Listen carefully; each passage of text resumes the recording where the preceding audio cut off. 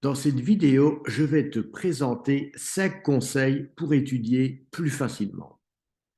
Alors, le premier, c'est vraiment de mieux visualiser ton cours en utilisant le mind mapping.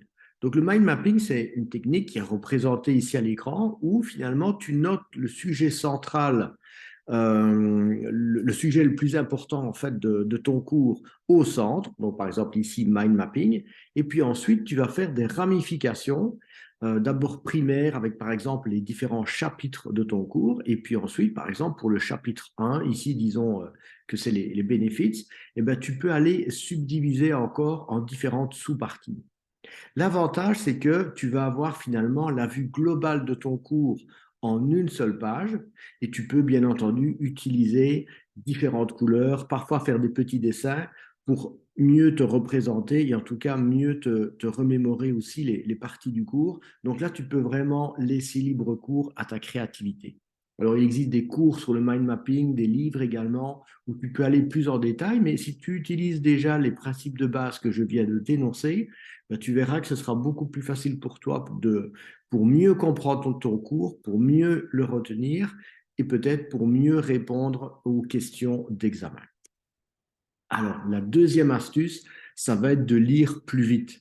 On a parfois tendance à ne pas utiliser son cerveau suffisamment bien parce qu'on se dit, tiens, il faut lire plus lentement pour comprendre mieux. Mais en fait, non, c'est important justement d'accélérer la vitesse de lecture. Et donc, pour ça, le meilleur astuce, c'est d'utiliser ton doigt et de suivre le texte. D'ailleurs, tu peux faire un petit test. Tu prends un livre ou tu prends un texte électronique, tu branches un timer sur 2 minutes et pendant 2 minutes, tu lis normalement le plus de lignes possible. Quand tu as fini, tu comptes le nombre de lignes et puis ensuite, tu recommences en suivant cette fois-ci le texte avec ton doigt et en utilisant une certaine vitesse. Et tu vas voir que tu vas facilement gagner entre 10 et 20% de productivité, c'est-à-dire que le travail que tu ferais en 5 heures, bah, tu vas pouvoir le faire en 4. Alors, le principe, c'est un petit peu comme finalement quand on conduit une voiture ou un vélo ou une moto plus vite, ben, on est beaucoup plus attentif. Et donc, c'est vraiment ce principe-là que tu dois utiliser ici. Maintenant, garde à l'esprit qu'un peu comme quand tu roules un vélo ou quand on conduit une voiture, il ne faut pas aller trop vite non plus parce que sinon, tu ne retiendras pas ce que tu lis. Donc, c'est vraiment l'idée d'aller augmenter la vitesse progressivement. Et voilà, tu vas voir que c'est vraiment quelque chose qui va te faire gagner un temps fou.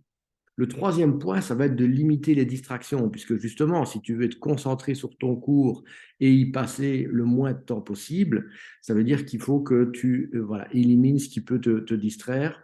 Donc voilà, par exemple, c'est le moment de couper ton téléphone ou couper ton ordinateur, couper les notifications et à la limite te concentrer sur un temps qui sera peut-être plus court, mais te dire que pendant 15, 20, 30 minutes, tu travailles à fond sur ton cours et puis après tu peux faire des pauses et t'amuser. Ce sera beaucoup plus efficace que de t'enfermer dans ta chambre toute ta journée et finalement, la plupart du temps, de penser à autre chose. Alors, le quatrième conseil, c'est vraiment aussi de respecter ce qu'on appelle le rythme circadien, c'est-à-dire le rythme jour-nuit, et donc bah, d'être exposé à la lumière naturelle, si possible le matin et puis en cours de journée, et puis le soir, bah, d'éviter tout ce qui va être lumière bleue des écrans pour pouvoir te reposer au maximum. Parce que si ton rythme est perturbé, ben, ça va réellement diminuer tes facultés mentales, tes facultés cognitives, et tu vas retenir moins vite, tu vas réfléchir moins vite, etc. Donc, on ne se rend pas compte de l'impact que ça peut avoir, mais si tu perds 10, 15, 20% de tes facultés cognitives, ben, c'est parfois ce qui va te faire passer d'un 6 sur 10 à un 4 sur 10. Et donc, voilà, ça peut vraiment être important d'en tenir compte. Et mon dernier conseil, ça va vraiment être de surveiller ton alimentation, assurer que tu consommes suffisamment de fruits et légumes, et surtout pendant la période d'examen.